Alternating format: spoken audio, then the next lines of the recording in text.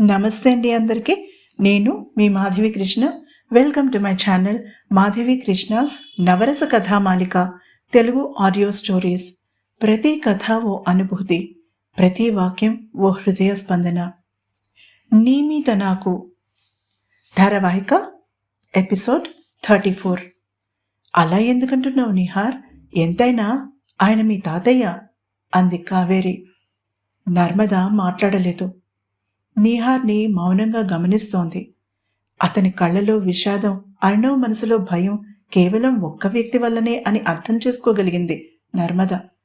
కానీ కావేరి ఇంకా విషయం లోతుకు వెళ్తే కానీ ఆ విషాదాన్ని, బాధని అర్థం చేసుకోలేదు. పెద్దరికం అనేది వరుసలని బట్టో వయసుని బట్టో రాదు కావేరి. ఎదుటి వ్యక్తి మనసుని అర్థం చేసుకుని మానసిక స్థితిని అంచనా వెయ్యడాన్ని బట్టి వస్తుంది. మీరందరూ ఉన్నారు కాబట్టి ఈరోజు నా మనసులో విషాదం కానీ భయం కానీ దూరం కమ్మంటే కావు. ఇంటెన్సిటీ ఖచ్చితంగా తగ్గుతుంది. బాధని మర్చిపోగలుగుతాను, కానీ మనసులో నుంచి బాధని పూర్తిగా బయటికి తరిమేయడం అంటే అది సాధ్యం కాదు. అలానే భయం కూడా అన్నాడు మంచినీళ్లు సిప్ చేస్తూ నిహార్. ఖాళీ అయిన అతని కంచంలో మరింత అన్నం వడ్డించి కూర వేసింది కావేరి. ఇలా మాటల్లో పెట్టి నన్ను పూరిలాగా పొంగించేద్దామని ప్లాన్ వేశావా? వెళ్లేటప్పుడు బైక్ మీద జైంట్ రోబో కాదు, ఏనుగు వెళ్తున్నట్టుగా ఉంటుంది అన్నాడు అన్నంలో కూర కలుపుకుంటూనే. ఆ పిక్చర్ కళ్ల ముందు మెదిలేసరికి కిలకిలా నవ్వింది కావేరి. నర్మద చిరునవ్వు నవ్వింది. బయట టీవీ చూస్తున్న అర్ణవ్ మొహం ముడుచుకున్నాడు. సంతోషించు, నవ్వుతోంది. గదిలోకి వెళ్ళాక కాళ్ళు పట్టుకుంటే సరిపోతుంది. నిహార్ లేకపోతే నువ్వన్న మాటలకి వారం రోజులు ఆకు బయట వేసేసేది నీకు. నవ్వుతూనే చురక వేసేశాడు కిరీటి. ఇక మాట్లాడేదేమీ లేనట్టుగా కిరీటి చేతిలో నుంచి రిమోట్ లాక్కుని టామ్ అండ్ జెర్రీ కార్టూన్ పెట్టుకుని సీరియస్గా చూస్తూ కూర్చున్నాడు. జెర్రీని వెంటాడుతూ పట్టుకోవడానికి నానా తిప్పలు పడుతున్న టామ్ని చూడగానే నవ్వుతున్న అర్ణవ్ని ఎగాదిగా చూశాడు కిరీటి. రియలీ అంటూ కిరీటికి రిమోట్ అందకుండా తన వెనక దాచేసుకుని మరీ చూడడంలో లీనమైపోయాడు అర్ణవ్. లోపల డిస్కషన్ సీరియస్గానే జరుగుతోంది.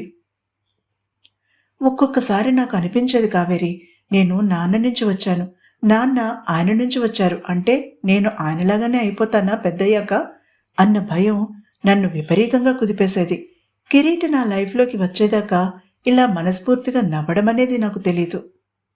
ఆ భయం, ఇన్సెక్యూరిటీ ఎంత మన వాళ్ళ మధ్యన ఉన్నా పూర్తిగా పోగొట్టుకోవడం కష్టం. నేనింకా మొదటి స్టేజ్లోనే ఉన్నాను కాబట్టి అంత లోతుకు నా భయాలు వెళ్ళడం లేదు. సాంబార్ అన్నం తినడం పూర్తి చేసి కావేరి తిరిగి తన కంచం నింపేలోపుగా కంచం పైకి లేపి కుర్చీలో నుంచి లేచి సింక్ వైపు నడిచాడు.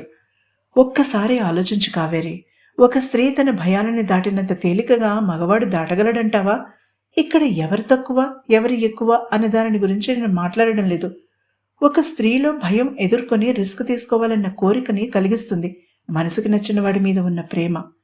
కానీ ఒక మగవాడి భయాన్ని రెట్టింపు చేస్తుంది మనసుకు నచ్చిన అమ్మాయి మీద ప్రేమ. ఎందుకో తెలుసా? అలవాటు ప్రకారం కంచం శుభ్రంగా తోమి కౌంటర్ మీద బోర్లించి కావేరి వైపు తిరిగి అడిగాడు నవ్వుతూ. ఆమె ఆలోచనలో పడిపోయింది. తెలియదన్నట్టుగా పెదవి విరిచి తల అడ్డంగా ఊపింది. అతను ఈసారి గట్టిగా నవ్వాడు. నర్మద వైపు తిరిగాడు. నిలవెత్తు ఉదాహరణ ఆమె కాబట్టి. చిన్నగా నవ్వింది నర్మద. నాకు జనరల్ స్టేట్మెంట్ ఇవ్వడం రాదు నిహార్, నా విషయం మాత్రం చెప్తాను అంటూ అతని సాయంతో మెల్లగా లేచి నిలబడింది. కావేరి ఆమెకి గాజు గ్లాసు నిండా గోరువెచ్చని పాలల్లో కుంకుమ పువ్వు వేసిచ్చింది. మొహం చిట్లించింది నర్మద. అమ్మవి కదా, తాగేసే. పటాకాగాడు బయటకు వచ్చేశాక పెద్ద చెప్తో కాఫీ ఇస్తాను, సరేనా? అక్కని బ్రతిమాలింది కావేరి. ప్రామిస్? చెల్లెల వైపు ఆశగా చూసింది. గాడ్ ప్రామిస్ చెప్పి పాలు తాగించింది కావేరి. నిహార్ నవ్వుతూ చూస్తున్నాడు వాళ్ల వైపు. వాళ్లతో ఆలహ్య కూడా అలా కలిసిపోతే ఫ్యామిలీ పూర్తవుతుందని అనిపించింది అతనికి.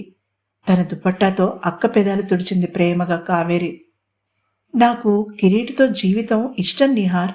తను అందంగా ఉంటాడు, నేను నాజుకుగా కూడా ఉండను, బొద్దుగా ఉంటాను. తను నా కేసు ఎందుకు చూస్తాడు అని తెగ ఇన్సెక్యూర్డ్గా ఫీల్ అయ్యేదాన్ని మొదట్లో. కానీ ఇప్పుడు నాకు కిరీటి మాట్లాడే ప్రతి మాటలో, చేసే ప్రతి పనిలో ఎంతో ప్రేమ కనిపిస్తుంది.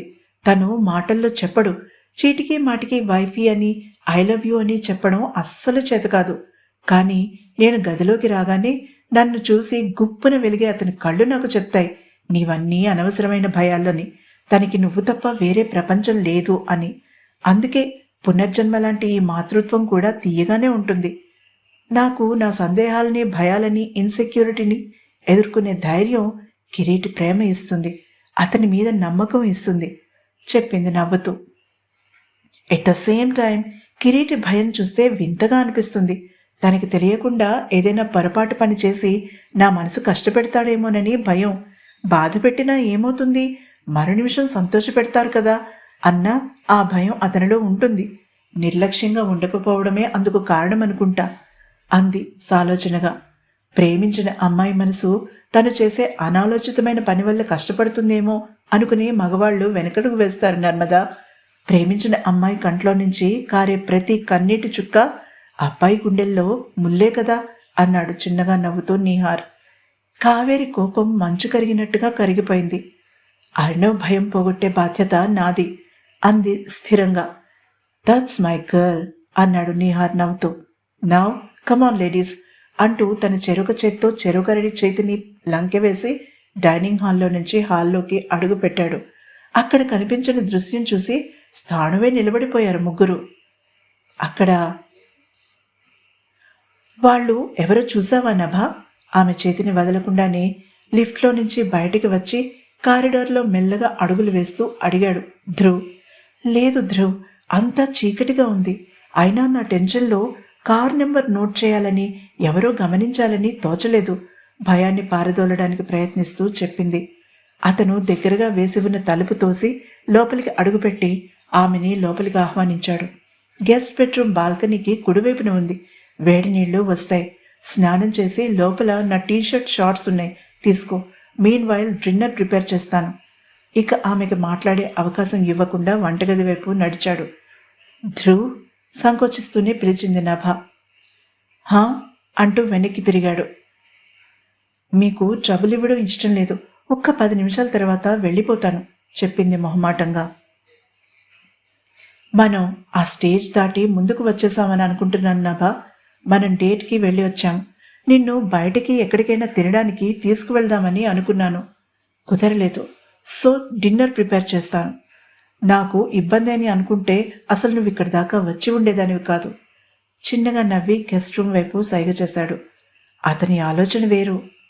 ఇంత రాత్రిపూట నభ ఒంటరిగా తన గదిలో ఉండడం అతనికి ఇష్టం లేదు. ఆ ఫాలో అయినది ఎవరో అతనికి ఐడియా ఉంది, కానీ దాన్ని కన్ఫర్మ్ చేసుకోవాలి. ఆలోచిస్తూనే టేబుల్ సెట్ చేయడానికి అడుగులు వెయ్యబోతూ ఆగిపోయాడు. నభ గదిలోకి వెళ్ళి తలుపు వేసుకోబోతుండగా నభ పిలిచాడు ధ్రువ్. హా తలుపు చాటున నిలబడి అతని వైపు చూసింది. Thank you for trusting me, కానీ ఎప్పుడూ అలా బ్లైండ్గా నమ్మకు. ఎక్కడైనా సీక్రెట్ కెమెరా ఉంటే అడిగాడు సీరియస్గా. What you mean Dhruv? అయోమయంగా అడిగింది. నిన్ను నా రూమ్ బాత్రూమ్ వాడుకోమని చెప్పాను. నమ్మకంగా వెళ్తున్నావు, కానీ చెయ్యవలసిన పని సీక్రెట్ కెమెరాస్ కోసం చెక్ చేయడం. ఇలాంటప్పుడు నీ మొబైల్ ఫోన్ నీ బెస్ట్ ఫ్రెండ్ అవుతుంది. ఈజీ పద్ధతి చెప్తాను. కెమెరా ఉందో లేదో ఎలా చెక్ చేయాలో. నీ ఫోన్లో వైఫైకి కనెక్ట్ అవ్వు. అప్పుడు వైఫైతో కనెక్ట్ అయిన ఇతర డివైజెస్ నీ ఫోన్లో డిస్ప్లే అవుతాయి. అందులో కెమెరా మ్యానుఫ్యాక్చరింగ్ కంపెనీ పేరు డిస్ప్లే వస్తే ఖచ్చితంగా ఉన్నట్టు. ఎందుకంటే కెమెరా పనిచేయాలంటే వైఫై కావాలి చెప్పాడు. Thank you for the trip Dhruv, కానీ నేను చెక్ చేయవలసిన అవసరం లేదు. నేను ఒక రిటైర్డ్ కల్నల్ ఇంట్లో ఉన్నాను. దేశాన్ని ప్రేమించే సైనికుడు అలాంటి కుత్సితపు పనులు చేస్తాడంటే నేను నమ్మను. నేను నిన్ను కాదు, నీలో ఉన్న సైనికుడిని నమ్మాను. చిన్నగా నవ్వి తలుపు మూసుకుంది. ధ్రువ్ అలా నిశ్చలంగా నిలబడిపోయాడు. అతని జీవితంలో భిన్న ధృవాల లాంటి 2 అమ్మాయిలు అతన్ని ఇలా మాట్లాడనివ్వకుండా చేశారు. తమన్నా తను ఆర్మీలో ఉన్నప్పుడు కూడా తనని సైనికుడిగా గుర్తించలేదు. నభ తాను ఇప్పుడు ఆర్మీలో లేకపోయినా సైనికుడిగా గౌరవించి నమ్మింది.